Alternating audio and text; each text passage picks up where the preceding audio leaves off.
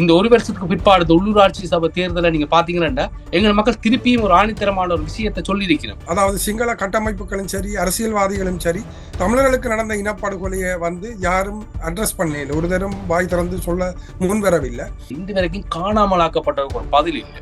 கையில கொண்டே கொடுத்த ஆக்களுக்கு அது எப்படி இருக்குன்னு யோசிச்சு பாருங்க. கையில கொண்டே கொடுத்தது இல்லைன்னு சொன்னா, ஆனா தாங்கள் தங்கிட்ட கம்ஃபோர்ட் ஜோனுக்குள்ள இருந்து கொண்டு இனப்படுகொலை செய்த அரசாங்கங்களுக்காக வக்காலத்து வேண்டிக் கொண்டு அங்கே ஒன்றும் நடக்கலன்னு சொல்ற ஆக்கள் கனடாவிலேயோ மற்ற நாடுகளிலேயே அகதி அந்தஸ்து கேட்க வேண்டிய இல்லாட்டி தங்க வேண்டிய தேவை இல்லை, அங்க சேஃப் என்று சொன்னா போகலாம் நீங்கள். அதைத்தான் அவர் சொல்ல வாரார். சமூகம் நேயர்களுக்கு வணக்கம். முள்ளிவாய்க்கால் நினைவு வாரம் ஆரம்பித்திருக்கிறது. தாயகத்தில் பல இடங்களில் முள்ளிவாய்க்கால் கஞ்சி, பல யுத்தத்தால் பாதிக்கப்பட்ட மக்களினுடைய நினைவாக பல இடங்களிலே மக்களால் வழங்கப்பட்டு கொண்டிருக்கின்றது. புலத்தில் கனடாவில் முள்ளிவாய்க்கால் நினைவு தூவி பிரம்டன் நகரிலே பிரம்மாண்டமாக திறந்து வைக்கப்பட்டிருக்கின்றது. இந்த சந்தர்ப்பத்தில் இந்த நேர்காணலுக்காக எங்களோடு இணைந்திருக்கிறார்கள் பிரித்தானிய தமிழர் பேரவையில் இருந்து திரு வசீகரன் மற்றும் திரு சுகுணன் ஆகியோர். வணக்கம். வணக்கம். 16வது ஆண்டு இடம்பெற்றுக் கொண்டிருக்கின்றது யுத்தம் முடிவுக்கு வந்து. இந்த நிலையில் இந்த வருடத்தில் இடம்பெற்ற அநீதிகளுக்கான நீதி, அதற்கான செயல்முறையில் எவ்வாறான முன்னேற்றகர நிலைமை அடையப்படலாம் அல்லது அதற்கான முயற்சிகள் இந்த ஆண்டில் கூட எப்படி இருக்கிறது என்று நினைக்கின்றீர்கள்? நன்றி ஆரூரன். இந்த முள்ளிவாய்க்கால் நினைவு நாள் என்பது தனிய ஒரு தமிழ் இனப்படுகொலையை நினைவு கூறுற நாளாக மட்டும் நாங்கள் இதை பார்க்கல. அது அரசியல் ஆயுத விடுதலை போராட்டம் 2009 மே 18க்கு பிறகு ஒரு ஒரு ஒரு துக்ககரமான ஒரு துன்பியலான ஒரு நிலைமைக்கு இட்டு செல்லப்பட்டிருக்கிறது. 2009 மேக்கு பிறகு எமது தமிழ் மக்களுடைய விடுதலை நோக்கிய பயணத்தை அடுத்த கட்டத்துக்கு நகர்த்துவதற்காக புலம்பெயர் தமிழர்கள் நாம் பல நாடுகளில் இருப்பவர்கள் இலங்கையில் நடந்த தமிழ் இனப்படுகொலைக்கு நீதியும் பொறுப்பு கூறலும் நோக்கி எங்களோட பயணத்தை தொடங்கி இருக்கிறோம். அதுல 16வது வருடம் இந்த தமிழ் இனப்படுகொலையை நினைவு கூறுறோம். இது நினைவு கூறுறதோட இல்லாமல் இலங்கையில உள்ள இனப்படுகொலையாளிகளை வெளிச்சத்துக்கு கொண்டு வரதும், அந்த இனப்படுகொலை நடக்கவில்லை என்ற மறுதளிப்பு செய்கிறவர்களுக்கு முகத்தில் கரியை பூசுகிற மாதிரி உண்மைகளை வெளியில கொண்டு வரதும் புலம்பெயர் தமிழ் மக்கள், நாட்டில் உள்ள தமிழ் மக்களோட சேர்ந்து இதை செய்து வருகிறோம். நீங்கள் சொன்ன மாதிரி கனடாவில பல்லாண்டு முயற்சிகளுக்கு பிறகு பல சட்ட பிரச்சனைகளுக்கு மத்தியில் இன்றைக்கு முள்ளிவாய்க்கால் இனப்படுகொலை சார்ந்த ஒரு நினைவு தூவிய எமது கனடிய தமிழ் மக்கள் உருவாக்கி இருக்கின்றார்கள். அதே மாதிரி நாங்கள் லண்டன்லையும் பல காலமாக அதை பற்றி கதைச்சு கொண்டிருக்கிறோம். அதுக்கான அரசியல் சூழ்நிலை கடந்த காலங்களில் எங்களுக்கு வரையில. இப்ப புது அரசாங்கம் வந்திருக்கிறதால அவர்களுடனும் இதை பற்றியான கலந்துரையாடல்களை தொடங்கி இருக்கின்றோம்.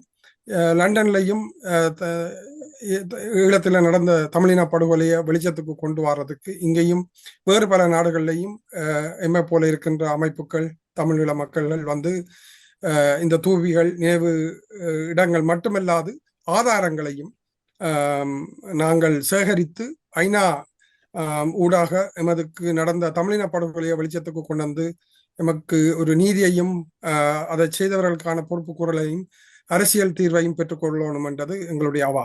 பிரம்டன் நகரில் பிரம்மாண்டமாக திறக்கப்பட்டிருக்கின்ற இந்த முள்ளிவாய்க்கால் நினைவு தூவி குறித்தும் இலங்கையில் தற்போது இருக்கின்ற தேசிய மக்கள் சக்தி அரசாங்கத்தினுடைய அதற்கான எதிர்வினை குறித்தும் என்ன எதிர்பார்க்கலாம் வருகின்ற காலப்பகுதியிலே? முதற்கண் வணக்கம். நாங்கள் முள்ளிவாய்க்கால் முடிவும் இல்லை முற்றுப்புள்ளியும் இல்லை என்றதை ஒரு தாக்கத்தை ஏற்படுத்தினது பிரித்தானிய தமிழ் பேரவை சார்பா 2010 இருந்து. அதாவது எங்கள் போர் முடிஞ்சு அது உலகத்துக்கும் உலக மக்களுக்கும் ஒரு தும்பியலா எல்லாரும் தோண்டு போயிருக்கைகளையும் பிரித்தானிய தமிழர் பேரவை இது ஒரு பெரிய ஒரு பூஸ்டா. இப்ப எங்க எல்லாம் நினைவு எழுச்சி நடக்குதோ அதுக்கெல்லாம் நாங்க ஒரு முன்னுதாரணமா இருக்கோம்ன்றது பெருமை இல்லை, அது எல்லாருக்கும் ஒரு கடமைப்பாடு. முள்ளிவாக்கால் முற்றுப்புள்ளியில முடிவும் இல்லை என்றதுல ரெண்டு விதமா நீங்க கொண்டு பார்க்கணும். ஒன்று வந்து முள்ளிவாக்கால் முடிவில்லை என்றது வந்து எண்ணம் எங்களுக்கு இனப்படுகொலை தொடர்ந்துதான் இருக்கு. இனப்படுகொலை ஒரு ஆளை கொள்றது மட்டும் இனப்படுகொலை கிடையாது. ஒரு இடத்தை அபகரிக்கிறது இனப்படுகொலை, எங்கண்ட கலாச்சாரங்களை சீரழிக்கிறது இனப்படுகொலை. அது முற்றுப்புள்ளி இல்லை என்றது வந்து நாங்கள் தொடர்ந்து போராடுவோம். அது எவ்வளவு வருஷம் கழிஞ்சாலும் அதை பற்றி நாங்கள் கவலை கொள்ளக்கூடாது. அந்த போராட்டம் தொடர்ந்து கொண்டே இருக்கணும். அது எப்பயும் அந்த நீதிக்கு எங்களுக்கு நீதி வேணும், அந்த அநீதிக்காண்டி அந்த போராட்டம் எப்பயுமே தொடர்ந்து இருக்கணும். அதுதான் அந்த வரலாறுல உலகத்துல எழுதப்பட்டிருக்கு. மற்ற நீங்க கேட்ட கேள்விக்கு வரேன். இப்படியான ஒரு நினைவு சின்னங்கள் கண்டிப்பா அது அந்த கனடா மக்களுக்கு சிறந்தாழ்ந்து வழங்குகிறேன். ஏனென்றா போராட்டம் ஒரு போராட்டத்தின் எல்லாரும் தொடர்ந்து போராடினபடியா ஒரு அந்த நாட்டுக்குண்ட சட்ட திட்டங்களுக்கு அவைக்கு அதை ஏதுவா அமையுது. அது நாங்க எல்லா நாட்டுல மக்களும் அதை விழிப்புணர்வோட செய்யணும். எங்களுக்குரிய அடையாளங்களை நாங்கள் பொது வழியில அதை காட்டணும்ன்றது அது கண்டிப்பா நாங்க எல்லா நாட்டுல இருக்க மக்களும் இது ஒரு உதாரணமா இருக்கும், அதையும் செய்யணும். மற்றது நீங்க கேட்டீங்க இப்பத்த அரசாங்கம், அந்த அரசாங்கம் வந்ததுல இருந்து இப்பத்த நிலப்பாட்டுக்கு வந்து அதான் மக்கள் சக்தின்னு சொல்றது. அந்த மக்கள் சக்தி தான் இந்த அரசாங்கத்தை மாத்தினது. எங்களை யார் பயங்கரவாதின்னு சொன்னாங்களோ நாங்களெல்லாம் எங்களது வாழ்க்கையே நாங்கள் போராட்டத்துக்கான தான் செலவழிச்சோம். அந்த போராட்டத்துக்குள்ள நிறைய கொலைகள், படுகொலைகள், நாங்கள் போராட்ட சக்தியில எங்களை போராடுற இழப்புகள், தியாகங்கள் எல்லாத்தையுமே நாங்கள் கடந்து வந்த நாங்கள். மக்கள் சக்தி வந்து எப்படி என்றா இது வந்து எப்படி என்றா இப்ப ஜேவிபி என்ற அந்த துணையெல்லாம் நாங்கள் கதைக்கணும். எப்படி என்றா அந்த மக்கள் வந்து அவங்களை அங்கீகரிச்சிருக்காங்களா எவ்வளவு ஐக்கிய தேசிய கட்சி, ஸ்ரீலங்கா சுதந்திர கட்சி எல்லாம் தாண்டி வந்து அவங்கள வந்து அங்கீகரிச்சுக்கலாம். ஆனா அவங்க வந்து அந்த அரசாங்கத்துக்குள்ள நிறைய ஒரு செயற்பாட்டுக்குள்ள இருந்து ஒரு அரசாங்கத்தை சக்தியை மாத்தி அமைக்கிறேன் இன்றைக்கு இல்லை. நாங்க இன்றைக்கு தான் வின் பண்ணிருக்கிறேன் நாங்க நினைச்சு கொண்டிருக்கோம். ஒரு வருஷம் இல்லை, கிட்டத்தட்ட எங்களோட போராட்டம் 90ஆம் ஆண்டு காலப்பகுதிக்குள்ள இருந்து பின்பாடு அவங்கெல்லாம் அந்த அரசாங்கத்தை நிர்வகிக்கிறதுக்குரிய டேலண்ட்ல வந்துட்டா மக்கள் சக்தி. இந்த மக்கள் சக்தி இப்ப எங்கள்கிட்ட வந்துட்டு இப்ப இந்த காலகட்டத்துல பாத்தீங்கன்னா பயப்படவே தேவையில்லை. எங்க நாட்டுல இருக்கிற மக்கள் கூட எங்களுக்கு அநீதி நடந்திருக்கு, அதை வெளிப்படுத்துறதுக்கு ஏன் பயப்படணும்? ஆனபடியா அவங்க முன்னுக்கு வந்திருக்கிறாங்க. இன்றைக்கு இந்த ஒரு வருஷத்துக்கு பிற்பாடு உள்ளூராட்சி சபை தேர்தலை நீங்க பாத்தீங்கன்னா எங்க மக்கள் திருப்பியும் ஒரு ஆணித்தரமான ஒரு விஷயத்தை சொல்லி இருக்கிறோம். எங்கண்ட சுதந்திரம், தேசியம், நாங்கள் சுயநிர்ணய உரிமைக்கான சுதந்திரத்துக்கான போராடினாங்க. பயங்கரவாதிகள் கிடையாது, மக்களும் இல்லை. ஆனபடியா மக்களுக்காண்டி நாங்க தொடர்ந்தும் போராடுவோம். நீங்க கேட்ட கேள்விக்கு நன்றி. இந்த போராட்டத்தில் ஆரம்பத்தில் தமிழர்களை ஒரு பயங்கரவாதிகளாக சர்வதேசம் பார்த்தது. யுத்த முடிவிலும் பயங்கரவாதிகளை இலங்கை ஒழித்து விட்டது என்றுதான் பிரச்சாரங்கள் மேற்கொள்ளப்பட்டன. அப்படி இருக்கும் பொழுது இது பயங்கரவாதம் இல்லை என்று நிரூபிப்பதற்கும் இது இன அழிப்புத்தான் என்பதை வலுப்படுத்துவதற்கும் வலியுறுத்துவதற்கும் எவ்வாறான முயற்சிகளை நீங்கள் முன்னெடுத்திருந்தீர்கள்? எவ்வாறு அதனை நிரூபித்திருந்தீர்கள் திரு வசீகரன்? நல்ல ஒரு கேள்வி. எனது நண்பன் சுகுணன் சொன்னதுல நான் சில விஷயங்களை தொட்டு போட்டு நீங்கள் சொல்ற கேள்விக்கு வர்றேன் என்றால் இரண்டுக்கும் இடையில ஒரு தொடர்பு இருக்கின்றது. இந்த மக்கள் சக்தி என்று சொல்லும் போது அரசியல் அமைப்புக்கு இருக்கின்ற மக்கள் சக்தி என்ற அந்த பெயரும் சிலவேளை அவர் சுகுணன் சொன்ன தமிழீழ மக்களோட சக்தி என்றதும் சில நேரம் பார்வையாளர்களுக்கு சில குழப்பத்தை கொண்டு வரலாம். நண்பன் சுகுணன் சொன்னது தமிழீழ மக்களோட சக்தி, அதாவது தமிழீழ மக்கள் வந்து இன்றைக்கும் போராட்டத்தை 2009க்கு பிறகும் அவனுக்கு விடுதலைக்கான போராட்டத்தை உயிர்ப்புடன் வைத்துக் கொண்டிருக்கின்றார்கள். அதே மாதிரி சிங்கள மக்களும் பாத்தீங்கன்னா சிங்கள இனவாதிகள் தங்களுடைய மக்கள் சக்தியை வச்சுக்கொண்டு காலத்துக்கு காலம் அரசாங்கங்களை மாற்றி அமைச்சாலும் தமிழின படுகொலையை செய்யறதுல வந்து அந்த மக்கள் சக்தியும் எதிராகத்தான் எங்களுக்கு எதிராக செயற்பட்டு கொண்டிருக்கின்றது. அப்ப என்பிபி அரசாங்கம் என்றது வேற, சிங்கள இனவாத மக்களோ இல்லாட்டி அது சார்ந்த கட்டமைப்புகளோ வேறு என்று சொல்லி நாங்கள் கடந்து போக முடியாது. ஏனென்றா இப்ப ராஜபக்சாக்கள் ஆட்சிக்கு வந்ததுக்கு காரணம் தமிழர்களை இனப்படுகொலை செய்ததென்ற வெற்றியை கொண்டாடி சிங்கள மக்களுக்கு இடையில இனத்துவசத்தை இன்னும் எரிகிற நெருப்பில் எண்ணெயை ஊத்தி இன்னும் அதை கொழுந்து விட்டு எரிய பண்ணித்தான் அவர் ஆட்சிக்கு வந்திருந்தவர்.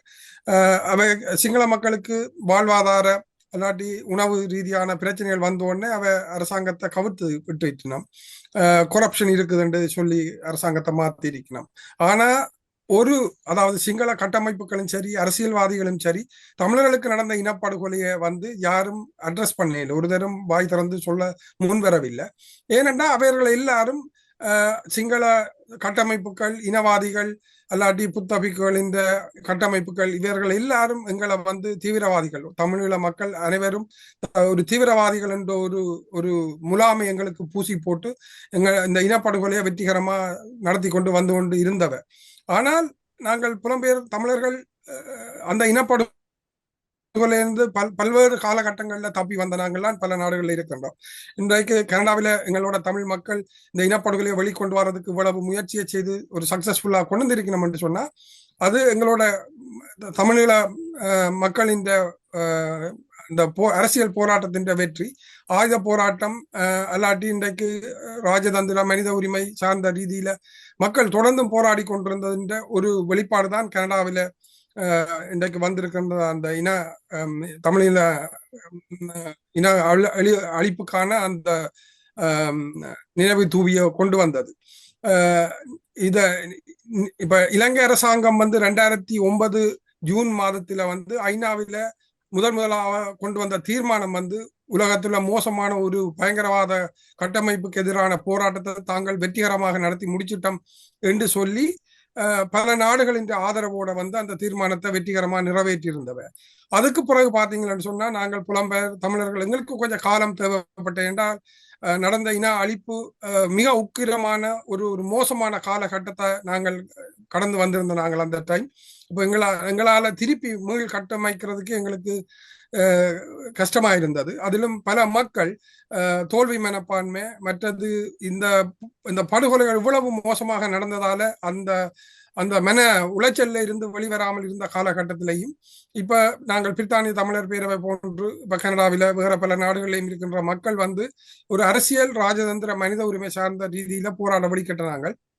அதுல இன்றைக்கு பாத்தீங்கன்னு சொன்னா லண்டன் 4 பேரை கருணா உட்பட 4 பேரை தடை செய்திருக்குது, கனடா தடை செய்திருக்குது, அமெரிக்கா தடை செய்திருக்குது. அதே மாதிரி யூரோப்பிய நாடுகள்லையும் இந்த தடைகளை கொண்டு வர்றதுக்கான முயற்சிகளை எங்க தமிழ் ஈழ மக்கள் முன் செய்ய வேணும்.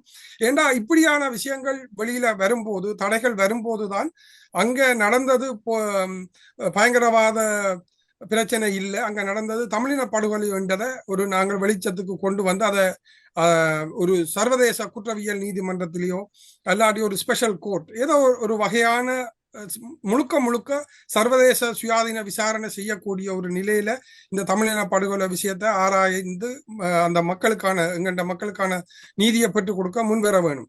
அப்ப இன்றைக்கு ஒரு கொஞ்சம் தான் வந்திருக்கு, இன்னும் நாங்கள் அந்த இறுதி நிலைய கிட்ட வரவில்லை. இன்றைக்கு UN ஹியூமன் ரைட் கவுன்சில இலங்கைக்கு எதிரான தீர்மானங்கள் இன்னும் பலமடைந்து கொண்டு வருகின்றன. இலங்கையில் நடந்த பாரிய படுகொலைகளுக்கான நீதி விசாரணைகளுக்கான ஆவண திரட்டல் ஸ்லாப் என்று சொல்லுவினோம், ஸ்ரீலங்கா அக்கௌண்டபிலிட்டி ப்ராஜெக்ட் என்று $10 மில்லியன் மேல அதுக்கு ஒதுக்கி அதுக்கான ஆவண திரட்டல்கள் நடைபெற்றுக் கொண்டிருக்கின்றது. அப்ப நாங்கள் அங்க நடந்தது பயங்கரவாத பிரச்சனை இல்லை, அங்க நடந்தது தமிழின படுகொலை என்றதை நாங்கள் மக்கள் இன்றைக்கும் தொடர்ந்து வெளிச்சத்துக்கு கொண்டு வர போராட்டத்துல ஈடுபட்டு கொண்டிருக்கின்றோம். இந்த முள்ளிவாய்க்கால் நினைவு தூவி சம்பந்தமாக அல்லது முள்ளிவாய்க்கால் நினைவேந்தல் சம்பந்தமாக புலம்பெயர் தமிழ் அமைப்புகளிடம் முரண்பாடுகள் இருக்கின்றனவா? முரண்பாடுகள் என்று சொல்லி முள்ளிவாய்க்கால் தமிழின படுகொலை நினைவு என்று வரும்போது முரண்பாடுகள் கிடையாது. ஏனென்றால் பல நாடுகள்ல பல அமைப்புகள் அந்த துக்கமான நாளை அனுஷ்டிச்சு கொண்டு வருகினோம், நினைவு கூறினோம். ஏனென்றால் புலம்பெயர் தேசத்தில் உள்ளவர்கள் நண்பர்களோ குடும்பத்தினரோ ஒருத்தர் ரெண்டாலும் இந்த போராட்டத்திலேயோ அல்லாட்டி இந்த இனப்படுகொலையிலேயோ பாதிக்கப்பட்டவர்களா இருப்பினோம். இலங்கை அரசாங்கத்தால காணாமலாக்கப்பட்டதோ கொலை செய்யப்பட்டதோ அல்லாட்டி நிலங்களை ஆக்கிரமிக்கப்பட்டாக்களாவோ இருப்பினோம். அப்படி என்று வரையக்க முள்ளிவாய்க்கால் தமிழின படுகொலை என்று வரையக்க முரண்பாடுகள் கிடையாது. ஆனால் பல அமைப்புகள் இப்ப சில நாட்டில் இப்ப யூகேல பாத்தீங்கன்னு சொன்னால் 2009 முள்ளிவாய்க்கால் நடந்த நேரத்தில் அந்த இனப்படுகொலை நடந்த நேரத்தில் பிரித்தானிய தமிழர் பேரவை என்ற ஏற்பாட்டில் இங்க வந்து பல போராட்டங்கள் நடத்தப்பட்டன. 1 லட்சம் 2 லட்சம் மக்கள் அதுல பங்கு கொண்டு அந்த தமிழின படுகொலையை நிறுத்துறதுக்கான முயற்சிகளை செய்திருந்தவ. அதுக்கு பிறகும் நாங்கள் ஒவ்வொரு வருஷமும் அந்த தமிழின படுகொலையை நினைவுக்கு கொண்டு வந்து அதுக்கான நீதி நோக்கிய வேலை திட்டத்துல ஈடுபடுறோம்.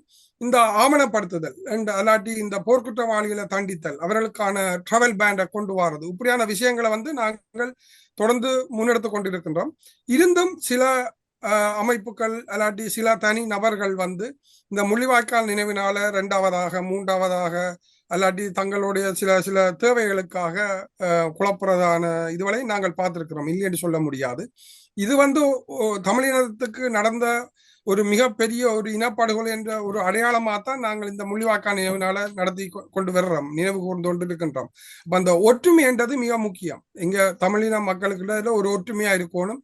இப்ப மாவீரர் நாளுக்கு எப்படி மக்கள் எல்லாம் ஒன்றாக சேர்ந்து விடுதலைக்காக போராடின போராளிகளை நினைவு கூர்ந்துச்சினமோ, அதே மாதிரி இங்க முள்ளிவாய்க்கால் நினைவு நாள் வந்து மக்களை அந்த போராட்டத்துல அந்த அந்த கொலைக்களத்தில் இறந்தவர்களை நினைவு கூர்ற ஒரு நாளா வந்து கொண்டிருக்கின்றது. ஆனா இலங்கை அரசாங்கத்தின் சில உளவாளிகளோ அல்லாட்டி அவர்களுடன் சேர்ந்து வேலை செய்கிறவர்கள் மக்களை பிரிப்பதற்கான பல திட்டங்களை ஏற்படுத்தி கொண்டிருக்கணும். சில மக்கள் அதன் பின்புலம் தெரியாமல் யார் செய்யணும், இதுக்கு பின்னால் இருக்கிறார்கள் யார் என்று தெரியாமல் பக்கத்துல நடக்குது அல்லாட்டி அங்க நடக்குது இங்க நடக்குது என்று தெரியாமல் போய் அதுக்குள்ள மாட்டுப்படினமே தவிர இந்த முள்ளிவாய்க்கால் இனப்படுகொலை நினைவு நாளை சிதைக்கிற வேலை கனடாவில வெளிப்படையாகவே இளைஞர் சங்கத்தின் ஆட்கள் செய்திருந்தவ. லண்டன்லயும் அதற்கான முயற்சிகள் நடந்தது. நாங்கள் அதாவது மக்களுக்கு வெளிச்சத்துக்கு கொண்டு வந்து அதை நிறுத்துறதுக்கான, அதாவது அந்த குழப்பங்களை நிறுத்துறதுக்கான முயற்சியை நாங்கள் செய்து கொண்டுதான் இருக்கின்றோம். மக்களுக்கு நல்ல தெளிவு இருக்கின்றது. முதல் அவர்கள் ஏமாந்தாலும் பிறகு மக்களுக்கு வந்து அதை நடத்துறவர் என்ற பின்புலம் தெரிஞ்ச உடனே அவர்கள் சுதாரித்துக் கொள்கின்றார்கள். இதே விடயம் தொடர்பாக உங்களுடைய கருத்து என்ன சுகுணன்? முள்ளிவாய்க்கால் வந்து இது வந்து ஒரு துக்க நிகழ்வு கிடையாது. இது ஒரு மிக பேரெழுச்சியான ஒரு இதாத்தான் அதை பார்க்கணும். வேண்டாம், எங்களுக்கு ஒரு ஒரு ஒரு விடிவு வேணும், அதுக்குரிய நீதி வேணும் என்று. ஆனா புலம்பெயர்ந்த இதுல இருந்து நீங்க பாத்தீங்கன்னா ஒரு இப்ப பிரித்தானியா தமிழர் பேரவை செய்யறது வந்து நாங்கள் வந்து ஒரு சர்வதேசத்தை நோக்கி ஒரு அறைகூவல், எங்களுக்கு என்ன நீதி, இழைக்கப்பட்ட கொடுமைக்கு எங்களுக்கு என்ன நீதி கிடைக்க போகுதுன்றது வந்து நாங்கள் சர்வதேசத்தை நோக்கி மக்கள் போராட்டமா அது வெடிச்சு கொண்டுதான் இருக்கு, அது நடத்தி கொண்டுதான் இருக்கிறோம் நாங்க எப்பயுமே வந்து. ஆனா ஒரு தனிநபர் விஷயங்களும் இங்க நடந்து கொண்டிருக்கு. பிற அமைப்புகளால நினைவழ்ச்சியாம் செய்கிறார்களும் இருக்கிறோம், அது நாங்க மாற்றுக்கு அது மறுக்கவும் இயலாது. ஆனா அந்த போராட்டத்தையும் மக்களையும் வந்து பாவிச்சு அதை வந்து தனி தங்கள தேவைகளுக்காண்டி இளம் தலைமுறையில பாவிக்கிற ஆக்களும் இங்க இருக்கிறோம். அது வந்து ஒரு பெரிய கேள்விக்குறி. இது நாங்கள் இதுல சொல்ல இல்லை, அது சர்வதேசமே பார்த்து இருக்கு, எல்லாரும் பார்த்து இருக்கிறோம் இப்படியான விஷயங்கள் வந்து. ஆனா இதுகளை நாங்கள் வந்து தவிர்த்து நாங்கள் வந்து ஒரு மக்கள் சக்தியை ஒன்றுபட்டு ஒரு அமைப்பு ரீதியா சௌரத்துவமா நாங்கள் ஒரு ஓடமா போனாதான் நாங்க கரை சேரலாம். அப்படி இல்லாத பட்சத்துல வந்து இது திருப்பியும் வந்து பிறகு மீண்டும் மீண்டும் ஒரு குழப்ப விதங்கள் குழப்பிக்கொண்டு நாங்க முள்ளிவாய்க்கால் ரவல் ஸ்கொயர்ல செய்யறாங்க பிடி தமிழ் பேரவை. இந்த முறையும் மே 18 அதுல செய்யறோம். வேறு அமைப்பு சார்ந்து நினைவழ்ச்சியா செய்துட்டு எங்கள்ட வந்து கலந்து கொள்றார்கள் பிடிக்கிறோம். நாங்களும் வேற எங்களோட நேரத்தை பார்த்து அதுக்கு நாங்க போயிருக்கிறோம்.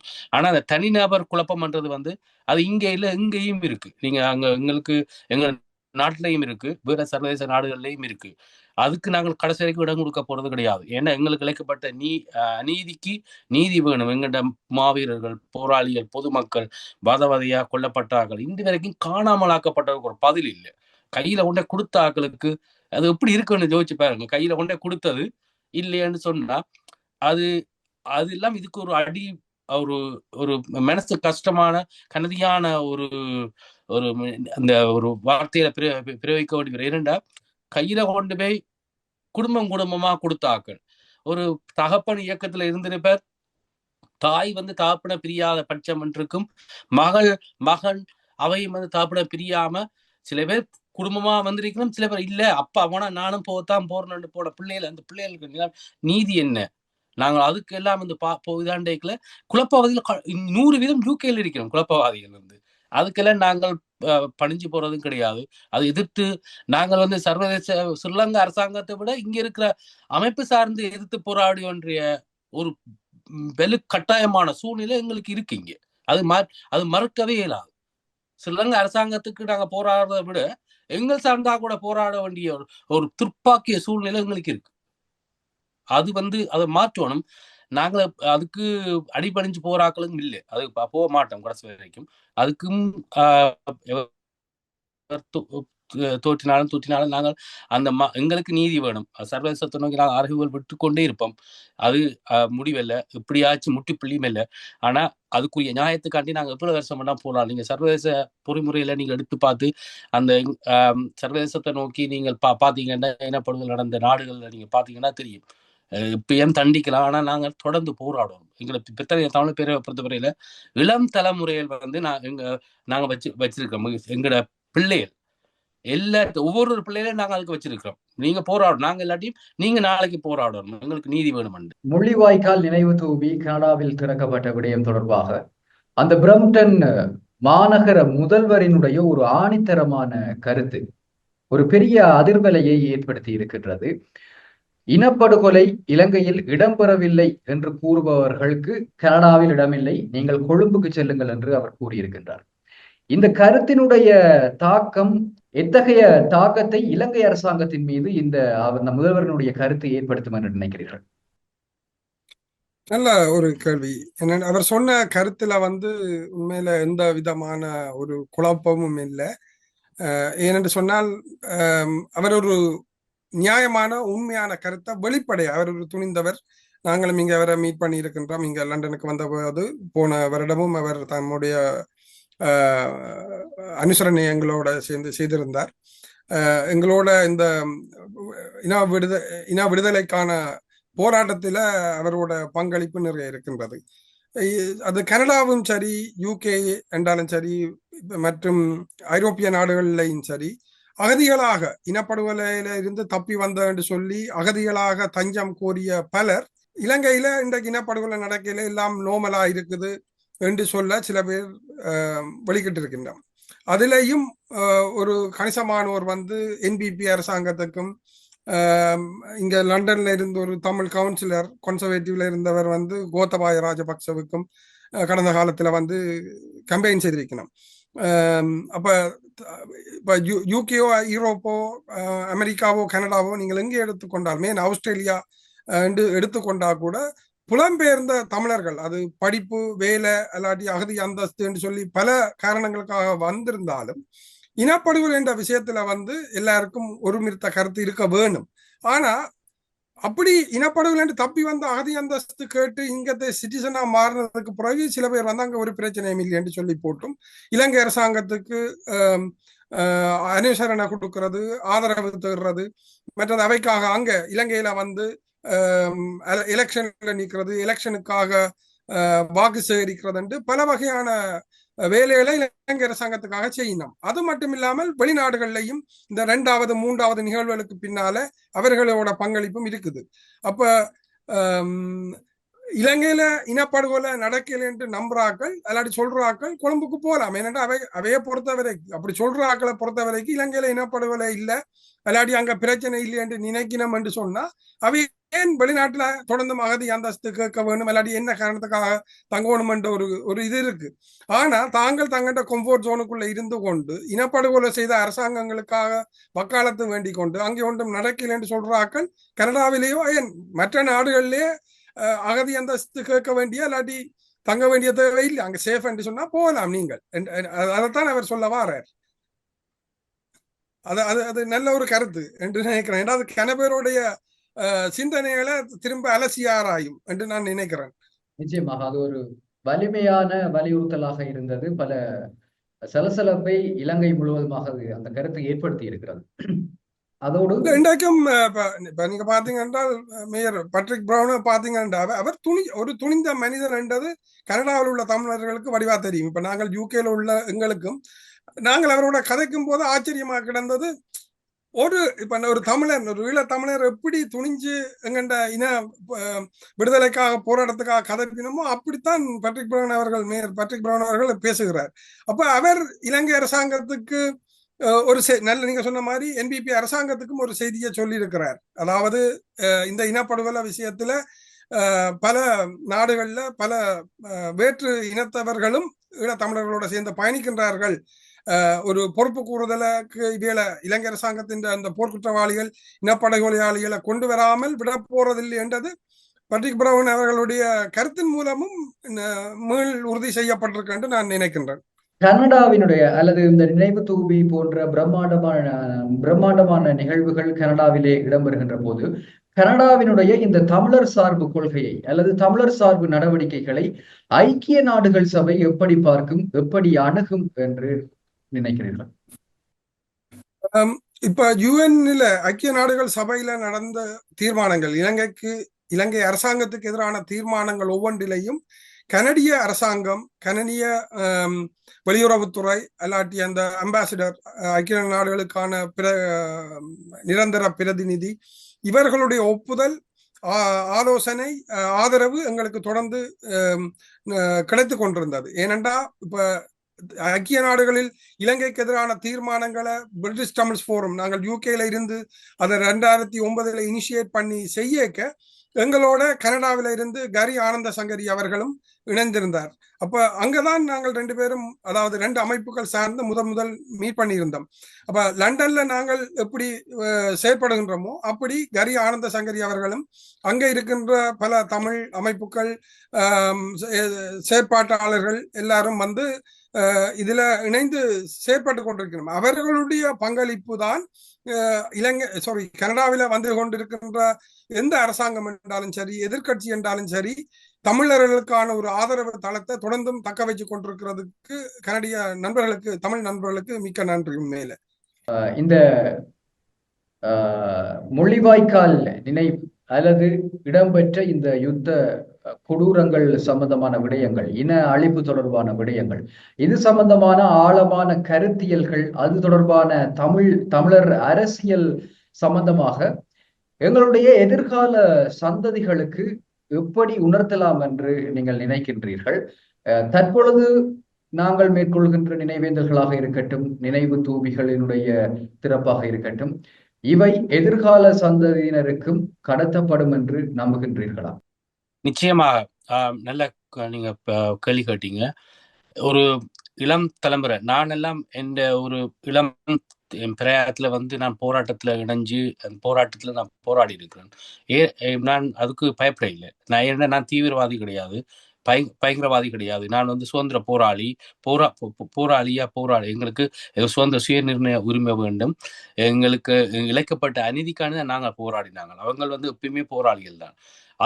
அதே போன்று பல தரப்பட்ட எங்கண்ட புலம்பெயர் அமைப்புகள் வந்து வெறுமனே நாங்கள் பிரித்தனிய தமிழர்கள் என்று சொல்ல வரையில எல்லா அமைப்பு சார்ந்தும், புலம்பெயர்ந்திருக்க அமைப்பு சார்ந்தும் வந்து இளம் தலைமுறைக்கு வந்து புலம்பெயர்ல நான் சொல்றேன், அந்த ஒரு எங்களுக்கு இழைக்கப்பட்ட அநீதி அது சம்பந்தமாகவும் எங்கண்ட போராட்டம், எங்கட மாவீரர்கள் செல்வங்கள தியாகங்களை வந்து கடத்தி கொண்டுதான் போறோம். அதுக்குள்ள மாற்றிக்கிறது இல்லை. அதை விட இன்னும் வந்து நாங்கள் வெறுமனே அப்படியும் அதோட மட்டும் இல்லாமல் ஒரு சர்வதேசத்தை நோக்கி எப்படி எங்கட பிள்ளைகளை வளர்க்கணும், அது வந்து நாங்கள்லாம் அதை ஆரம்பிச்சு நாங்கள் பிரித்தானிய தமிழ் பெரியில வந்து ஒரு சர்வதேசத்தை நோக்கி இப்போ ஐநா சபைக்கு வந்து எங்களோட தமிழர் பிரிவு சார்பில் போற அங்கத்தவரோட வந்து வேற எங்களோட யூரோப்ல இருந்தோம், மற்றது இங்கே பிரித்தானியா, ஆஸ்திரேலியா எல்லா இடத்துல இருந்தும் வந்து நாங்கள் ஒரு இளம் தலைமுறையும் கொண்டு போய் அவைக்கு இந்த போராட்டத்தை வெளிப்படுத்தி, இதுதான் எங்களுக்கு இதுதான் இந்த கதவை தான் நீங்க தட்டணும், இங்கதான் விஷயம் இருக்கு என்று நாங்கள் அந்த விஷயத்தை சொல்லி அதை கொடுத்து கொண்டுதான் இருக்கிறோம். மற்ற அமைப்புகளும் தங்கள் சார்ந்து அதையே பின்தொடர்ந்து அந்த விஷயத்தையும் செய்து கொண்டிருக்கிறோம். மற்றது இந்த போராட்டம் வந்து தொடர்ந்துதான் நான் ஏன் போராட்டம்னு சொல்றோம், போராட்டம் என்றால் எங்களுக்கு விடிவு இல்லை என்றுதான். போராட்டம் எங்களுக்கு எல்லாம் முடிஞ்சிட்டா போராட்டம் இல்லை. ஆனபடியா அந்த போராட்டம் தொடர்ந்து ஒன்று இருக்கு. மற்ற எல்லா இளம் தலைமுறையும் நாங்கள் அதுக்கேற்ற மாதிரி கூடிய முன்னகர்த்தல்ல நாங்கள் ஈடுபடுத்தி கொண்டிருக்கிறோம். மற்ற ஆக்கள் இங்க வெளிநாடுல எங்களுக்கு தமிழர் பாடசாலைகள் அதுகள் எல்லாம் அப்படி அப்படியான இடங்கள்லயும் இது சம்பந்தமான இதுகள் நாங்கள் அவைக்கு தேர்ச்சிகள் கொடுத்து அதுவும் சம்பந்தமாகவும் சர்வதேச நோக்கியும் எங்களுக்கு இழைக்கப்பட்ட அநீதியையும் ஸ்ரீலங்காவை நோக்கியுமான இத பயணத்தை எதிர்காலத்துக்கும் கடத்தி கொண்டு தான் இருக்கிறோம். நாங்கள் அது கண்டிப்பா அது தேவையும் வேற. அதுல நாங்கள் கடந்து போக முடியாது. ஏன்னா இது எங்களுக்கு ஒரு இன்னைக்கு நாளைக்கு நீதி கிடைக்கும் எங்களுக்கு தெரியாது. கனடாவில விஜய் தணிகாசலம் என்ற செகண்ட் ஜெனரேஷன் தமிழ் ஜெனரேஷன்ல இருந்து மிகவும் ஒரு ஆர்வமாக ஆக்டிவாக தமிழின படுகொலைக்கான நீதியை பெற்றுக் கொடுக்கிறதுக்கு என்று சொல்லி உண்மையில ஒரு ஒரு ஒரு இளம் சமுதாயத்தை அப்படி நாங்கள் பார்க்க எங்களுக்கு மிகவும் சந்தோஷமா இருக்கின்றது. யூகேலையும் நாங்கள் அப்படியே வருங்காலத்துல விஜய் தணிகாசலம் மாதிரி அடுத்த ஜெனரேஷன் வரணும் என்று உண்மையில எதிர்பார்க்கின்றோம்.